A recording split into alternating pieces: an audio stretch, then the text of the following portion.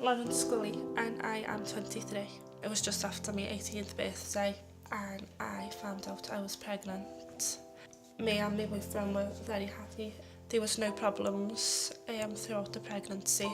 I set up my first home as well, ready for Archie to come. A health visitor come for his first check.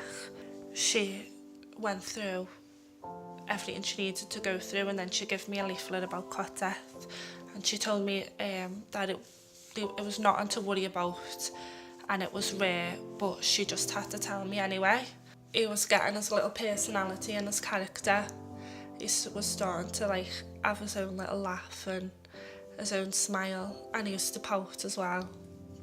I woke up around 7 o'clock and I thought, oh my God, Archie slept through, like this is the first night he slept through. And when I looked and turned at him, his nose was bleeding. And I thought, oh, his nose is bleeding. And then I noticed that his mouth was swollen. So I tapped him to wake him up and he didn't wake up. And that's when I started screaming. I couldn't control myself. My sister had to give CPR. So I was asking the ambulance driver what had happened and he couldn't tell me. So when I arrived at the hospital, the nurse said, Archie needs you. And I thought, oh my God, like, that was so close. I thought I'd lost him, and when I went in, I actually had lost him. And we were called to a room and we were told that we probably wouldn't get an answer to why it happened. We'd done a christening and a funeral. That was a few weeks later, but an autopsy had to be done first. There was no results from that, and that's when it was decided it was sudden infant death syndrome.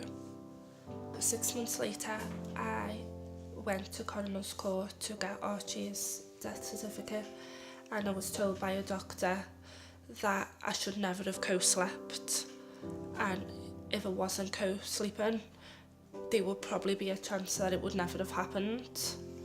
And if I was told this in the first place, I obviously would never have co-slept. Looking back to when I was 18, I was really scared about cot death. I didn't really want to know anything about it because obviously I'd been told that it wouldn't happen, so what was the point in scaring myself? So I've got another little boy now, Tom, who's 3.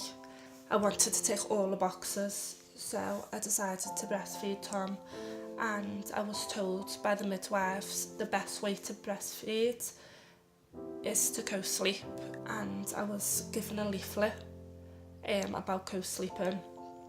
I was told by a breastfeeding specialist group to co-sleep as well, and when my district midwife, who had been with me throughout the pregnancy, when she seen me a day later at home, she immediately took the leaflet off me and said, just ignore that.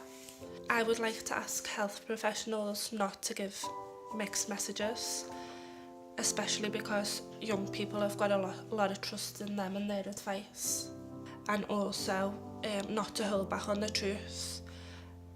Not to say cot death is rare, because it's not, and it does give young people a false sense of security.